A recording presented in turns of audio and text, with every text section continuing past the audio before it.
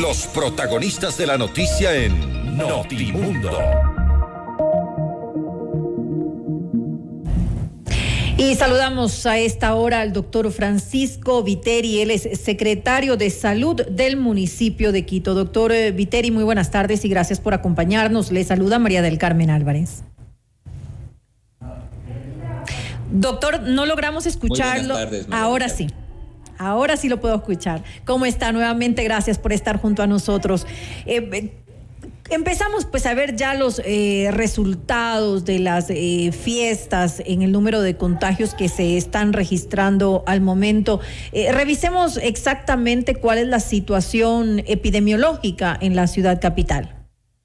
Bueno, es importante considerar que el incremento de casos comienza a mediados del mes de octubre.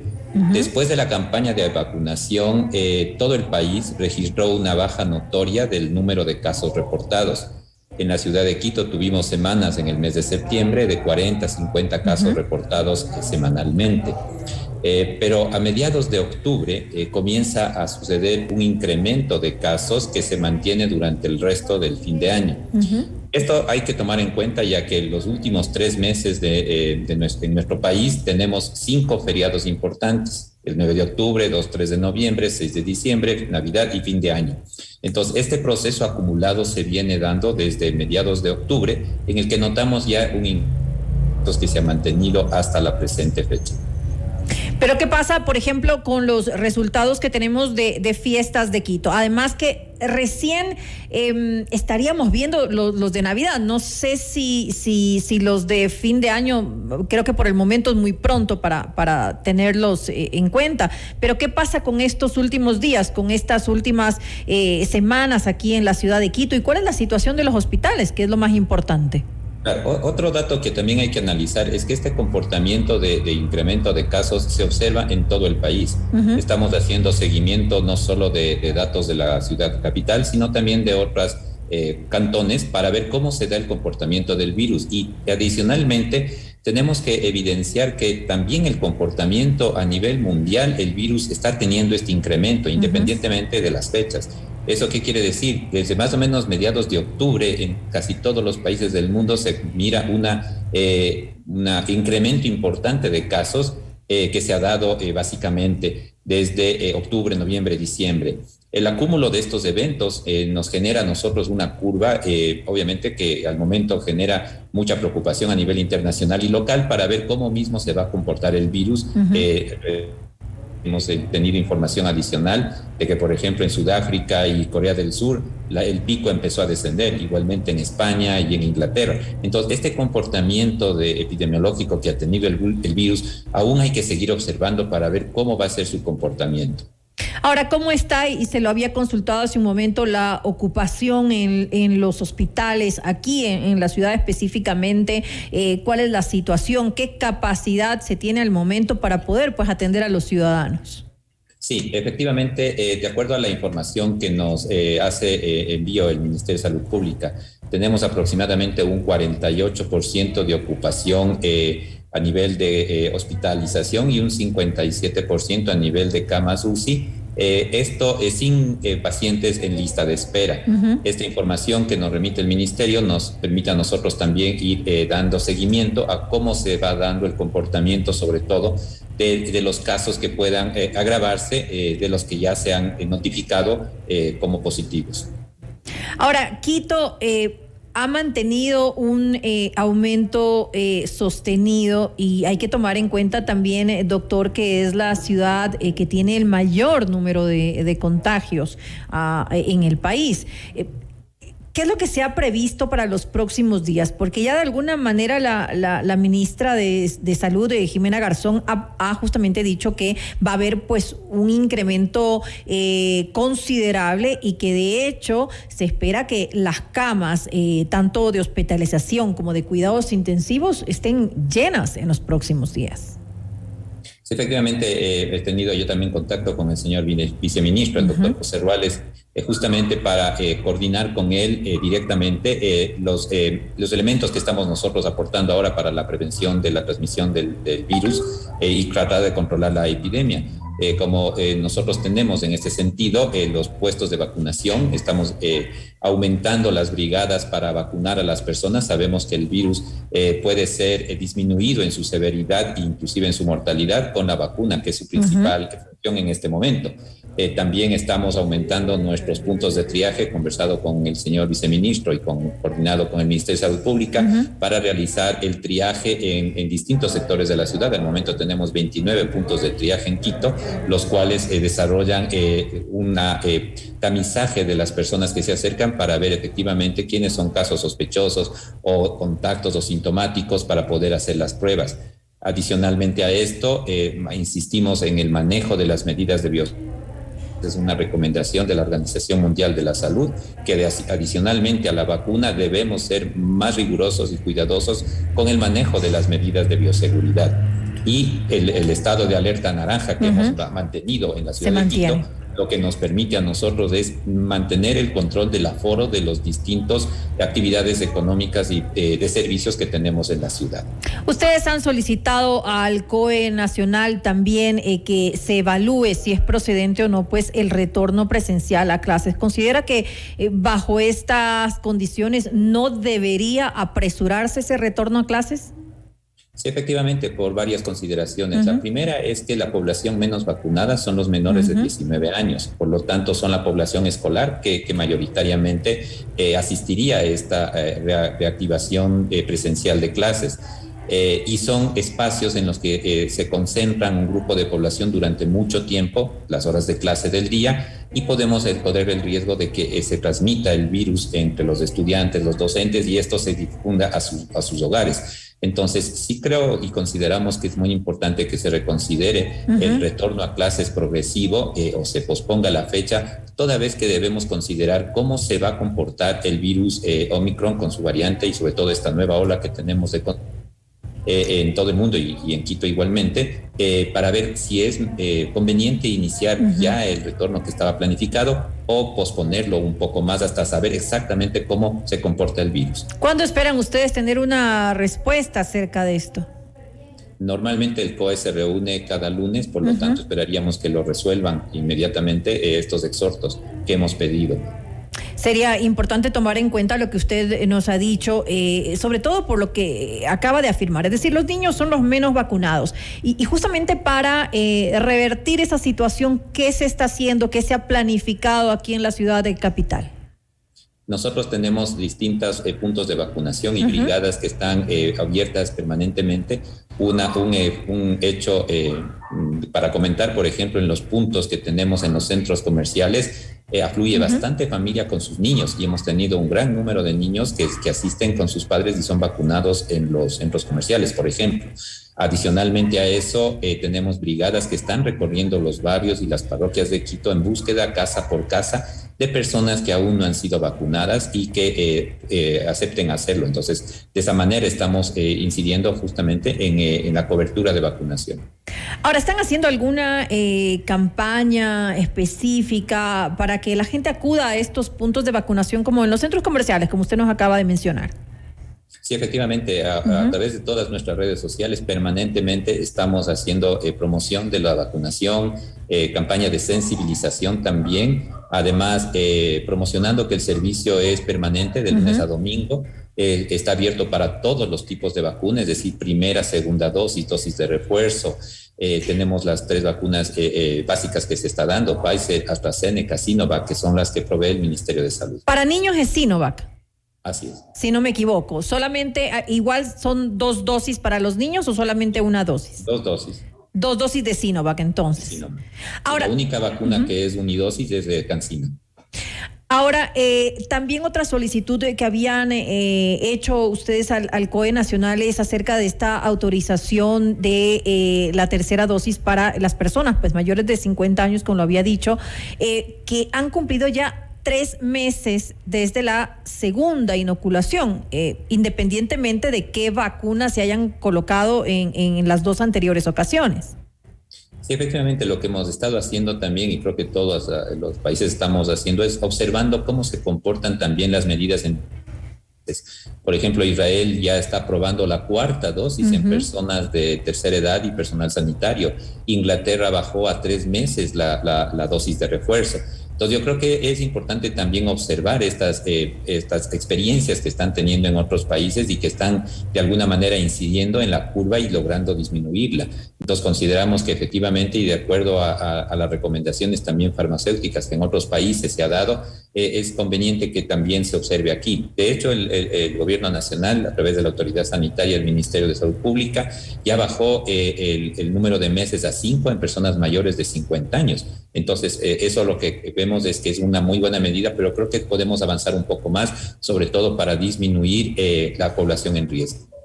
Ahora, doctor, ¿qué tan importante es que se realicen pues las pruebas de PCR correspondientes? Vemos lo que está pasando ahora justamente en el país, que se tienen que hacer bajo prescripción médica obviamente en las instituciones públicas para evitar el desabastecimiento, pero es indispensable que la gente se realice las pruebas.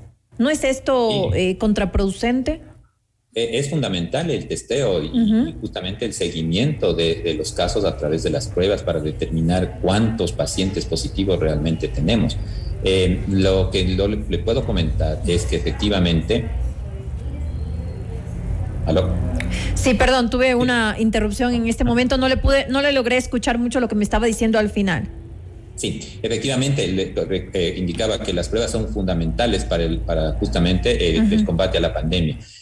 Lo que nosotros nos reunimos inmediatamente después de la declaración de la señora ministra y además después del comunicado que para el efecto sacó el Ministerio de Salud Pública, para la realización de pruebas existe un protocolo, y el protocolo es efectivamente que una persona puede acercarse a cualquier punto de tamizaje y gratuitamente se le va a realizar la prueba. El tema es que toda prueba va a ser hecha previa a una evaluación, es decir, las pruebas no se pueden hacer sin criterio, es decir, no porque yo quiero hacerme una prueba por si acaso me van a hacer. Debo calificar como un contacto sospechoso o un sintomático. Entonces, en todos los puntos de triaje nosotros tenemos un médico, y ese médico evalúa a la persona que se acerca al punto de tamizaje, y una vez que hace la entrevista, determina y inmediatamente se hace la prueba, sea antígeno o PCR, dependiendo del criterio médico. Entonces creo que en ese sentido es como la señora ministra se propuso el manejo, pero en ningún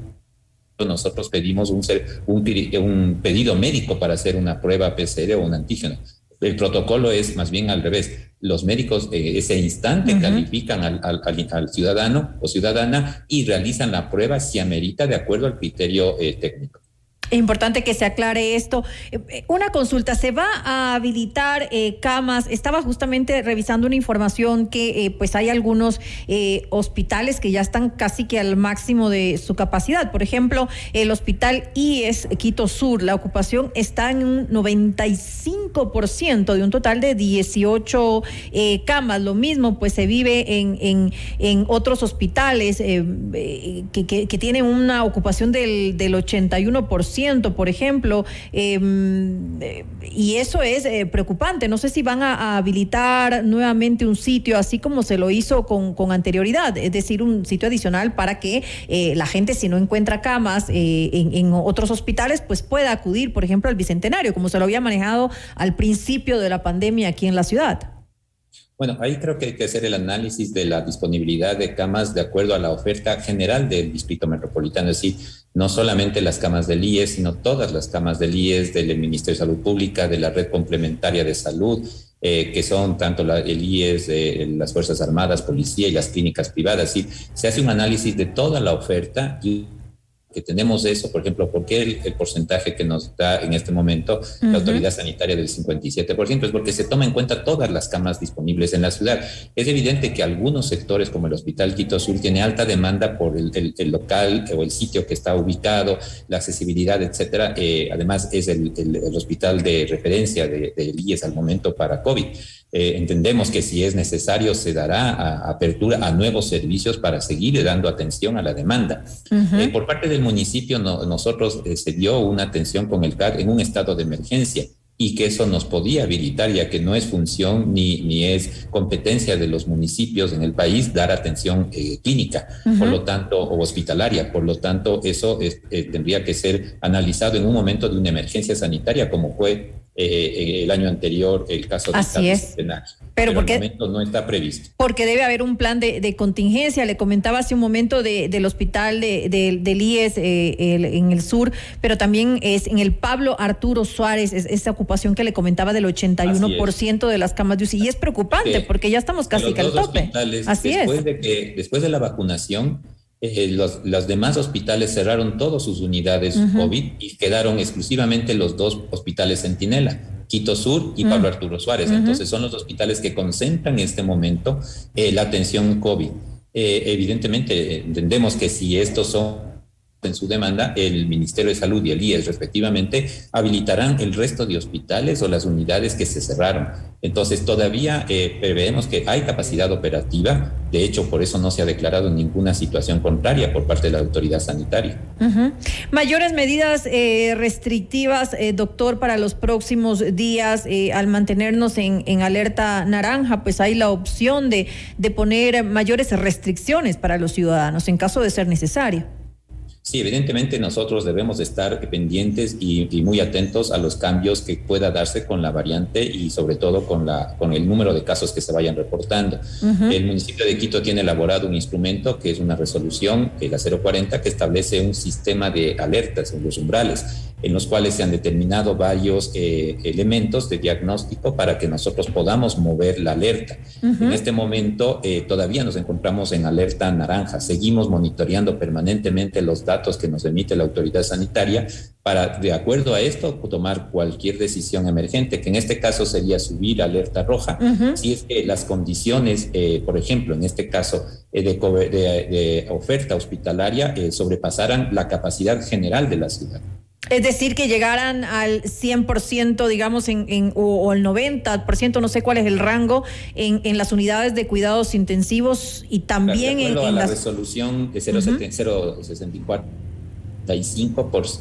Resolución 040 es el 75% de ocupación. Si las hospitales de todo el distrito, no uno, sino de todo el distrito, de la oferta de todo el distrito, llegara al 75%, es un indicador que a nosotros ya nos puede alarmar y dar una alerta roja. 75%. Nos en el 57%. Disculpe que le interrumpa, 75% tanto en camas de hospitalización como en las unidades de cuidados intensivos. Así es, exactamente. Eso establece el umbral de alerta.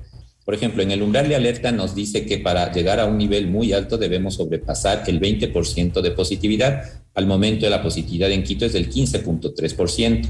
También nos dice que la incidencia por cada 100.000 habitantes debería ser mayor de 250. En este momento estamos en 48, es decir, en nivel bastante más bajo.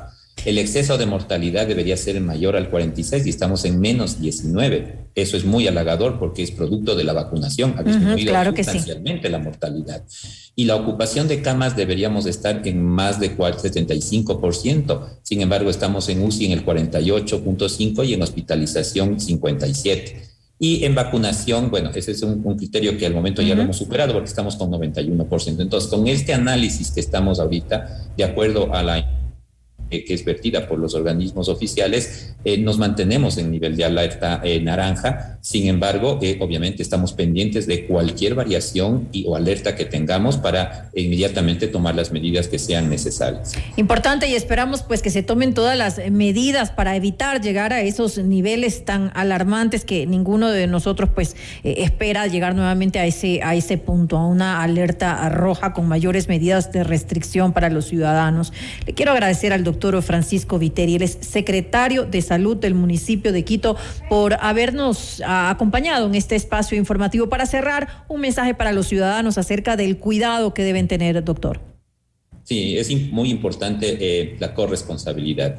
Es cierto que las entidades públicas y las entidades sanitarias estamos haciendo todas las medidas posibles para controlar la pandemia, pero es muy importante que la ciudadanía colabore, respetar el uso permanente de la mascarilla, Hay respetar los aforos y evitar las aglomeraciones. Eso es muy importante. Si el aforo de los buses está en 75%, respetemos, no abortemos el bus, por ejemplo.